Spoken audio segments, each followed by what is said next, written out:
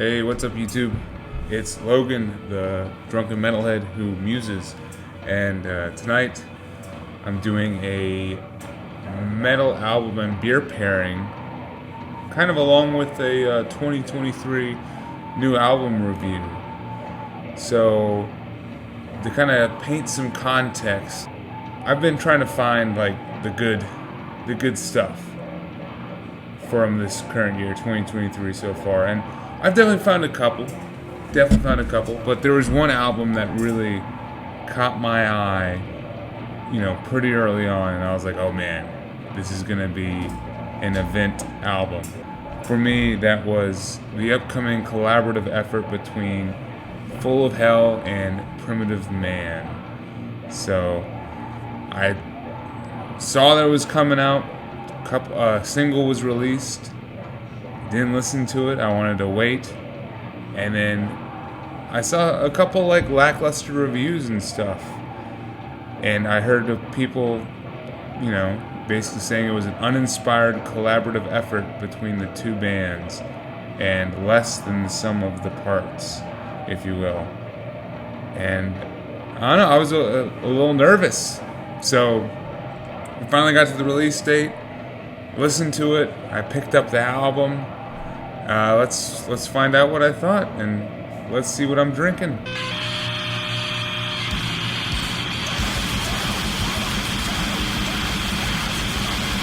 So yeah, first the important stuff. As the backdrop, I pulled another collaborative effort from two other crazy U.S. bands that kind of defy classification. This is the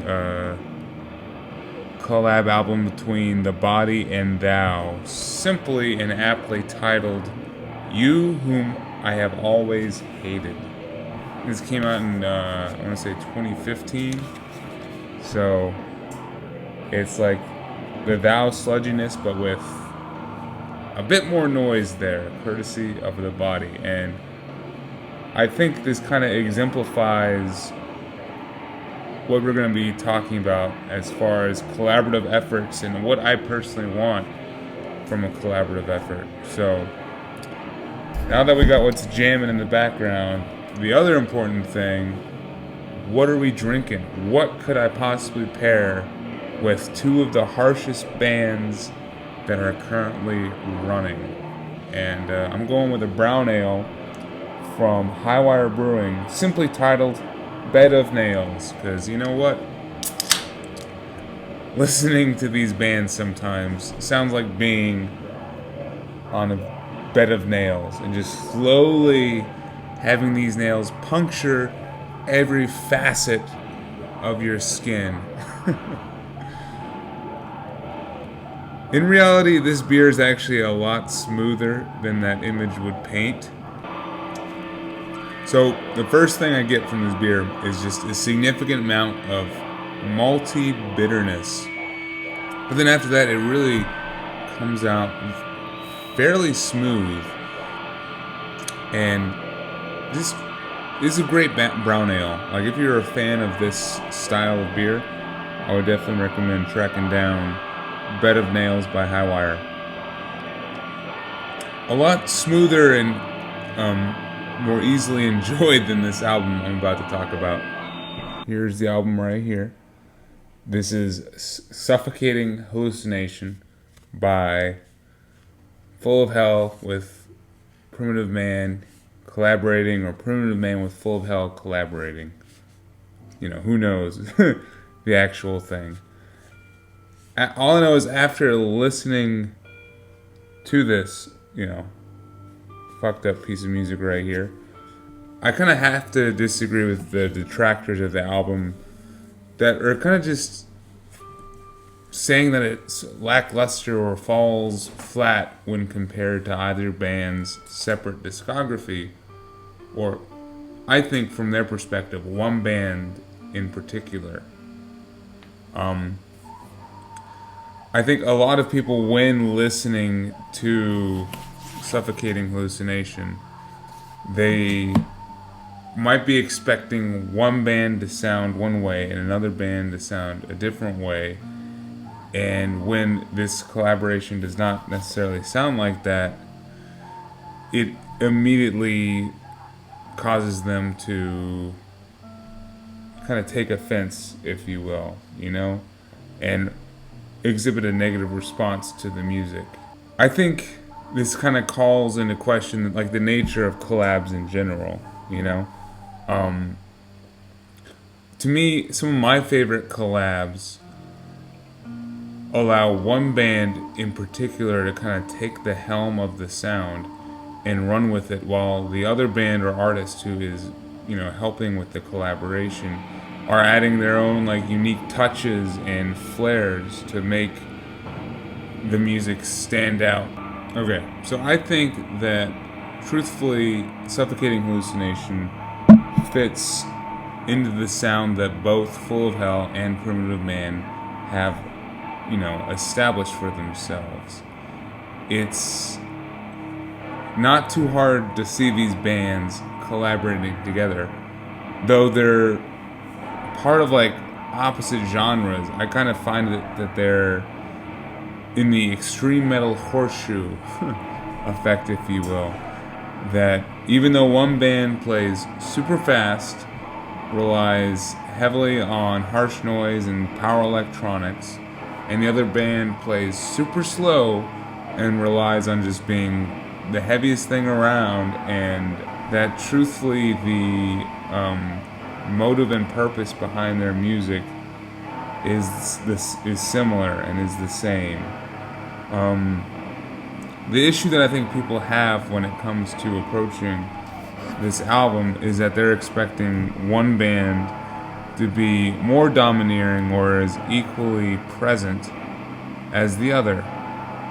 I think mainly one of the things that people say against this album is that Primitive Man take too much control over the direction of the release. And, for the most part, I do not disagree with this. If I were to give it like a actual cut, I'd say 60% of this album is Primitive Man led, 40% of it is Full of Hell led or Full of Hell more influenced.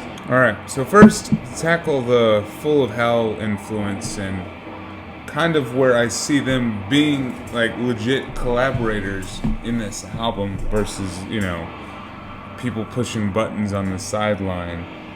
I think there are definitely 3 out of the 5 tracks where they really shine through and help make this album unique and memorable in the context of both of their discographies. I want to highlight the second track on here, Rubble Home. So it starts off very much Primitive Man, like a Primitive Man dirge. But when you get to the middle section of it, it truly crumbles into this speedy barrage of blast beats. But then the drums take a truly compelling turn, and it's probably the best moment on the album overall.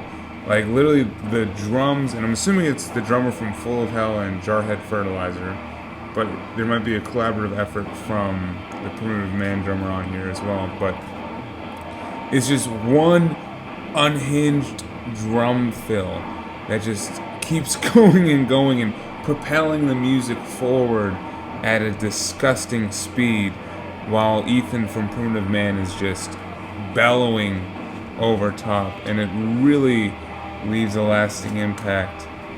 And then that track kind of ends in the more Primitive Man fashion, but you can still feel the intensity from that middle section, and it still helps push it and make it one of the more memorable songs off the album.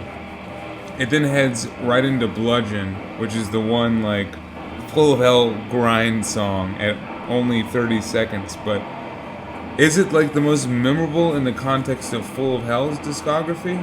No. But is it memorable as fuck being in the middle of this like mess of dirgy, smoldering death? Yes, I think it is, and I really enjoy Bludgeon.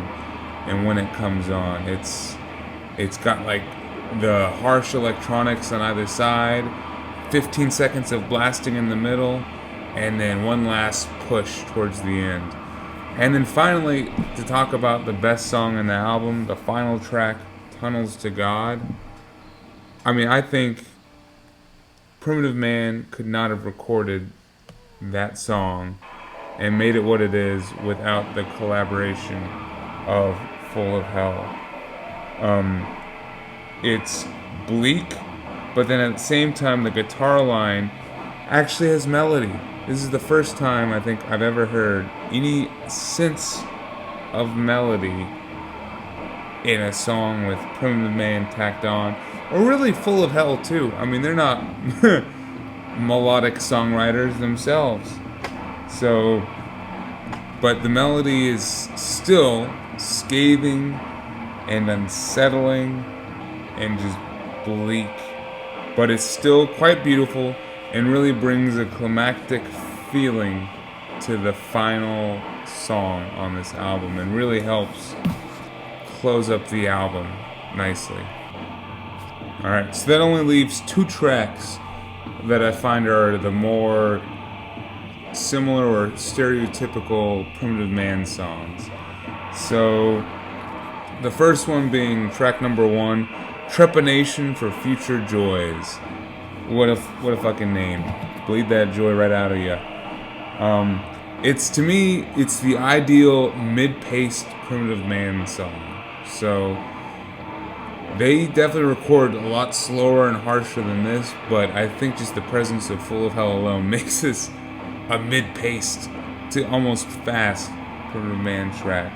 But then at the same time, the more you kind of analyze it and focus on the backdrop and what's going on behind that slow chugging riff and the just bellowing brutal vocals, there's this churning, seething wall of power electronics and feedback, which I don't think would have fully been, possible without Full of Hell's presence. So that's something. And then this could have happened on a Primitive Man track. I'm not sure who I want to give credit to this, but it ends in a really cool fashion with almost like a trance-inducing Neurosis-style percussive passage. Like these just perfectly produced drums come in, and it's all just toms all the way, but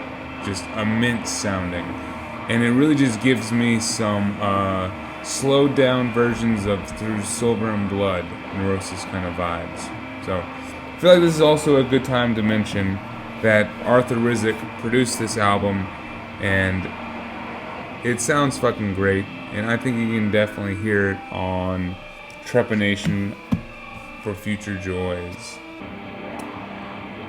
So truthfully, Dwindling Will, which is track number 4 on here, could be the one song you could call maybe a misstep.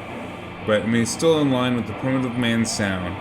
It's the ambient, dark drone track of the album. I mean, they did something similar on their last EP, Insurmountable. And this one, I think I kind of like it better, than that track. And it definitely serves an overall purpose to the flow of the album, and I don't think it would flow as nicely without it there. I can see what some of the detractors for this effort are saying, that instead of having this track here, they should have put another song or made the track shorter and still squeezed in another song. That, we needed more songs like Bludgeon on this album. I get that. I will concede that part. But I still think that it helps separate out the album and really build up to the closer and transition into that. Tunnels to God just sounds immense after Dwindling Will.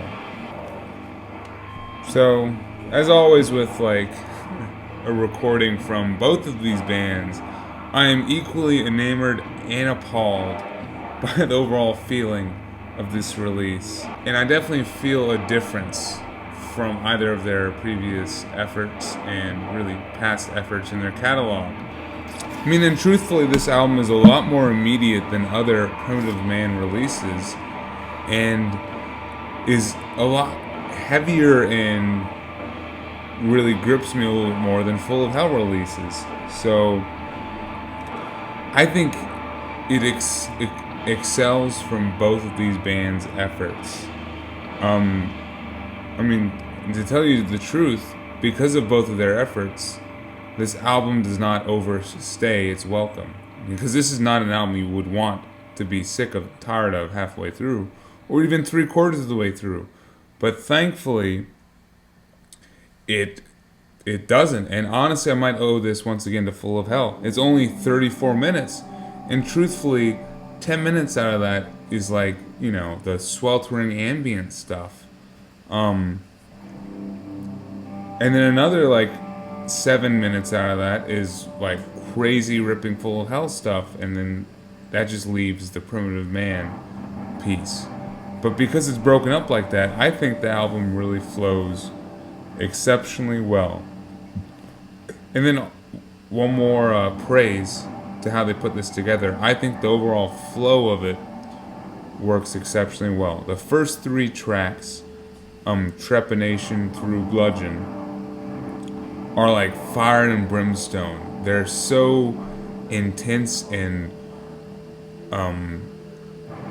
attack oriented, while the last 2, Dwindling Will into Tunnels to God, really have that despair-filled sound.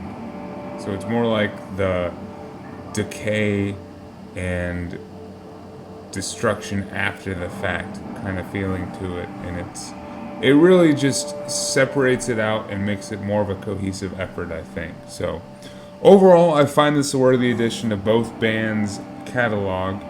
It's an album that I don't think will redefine either of their sounds, but it definitely strengthens them. Also, it provides a fan like myself a certain what if kind of scenario, like if these bands had been together this whole time, and what if both of their dark and just fucked up sounds could just be merged at a drop of a hat. So that's definitely some fan service right there. So cheers to Full of Hell and Primitive Man for that.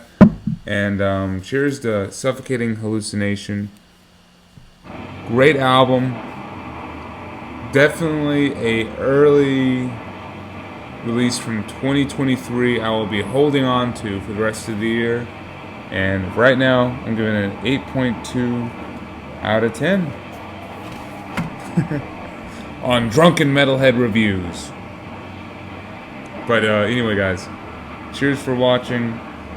Listen to good metal, drink good beer.